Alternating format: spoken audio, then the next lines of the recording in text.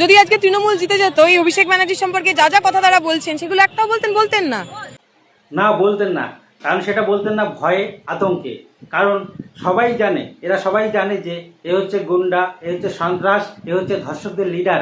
হ্যাঁ, এর বিরুদ্ধে কেউ কথা বললেই, এই সমস্ত কথা যদি ও ক্ষমতায় থাকাকালীন কেউ বলতো, তাহলে হয় তার বাড়ির মা বোনদের রেপ করিয়ে দিত, না হলে তার বাড়িঘর জ্বালিয়ে দিত, না হলে তাকে মিথ্যে কেস দিয়ে জেলে ভরে দিত, আর না হলে তাকে মার্ডার করিয়ে দিত। এই সমস্ত আতঙ্কি বলতো না। এরা সবাই সুখের সময়ের পাখি। আচ্ছা, ওরা সবাই সুখের সময়ের বাকি, তাহলে তো তুমি বাপু দুঃখের সময়ের বাকি, তাই না?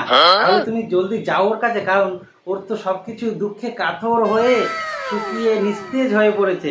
তোর যে যে জিনিসগুলো দুঃখে কাতর হয়ে নিস্তেজ হয়ে পড়েছে, ওগুলোকে একটু চাটাচাটি করে সতেজ করে দিয়ে আসো বাপু।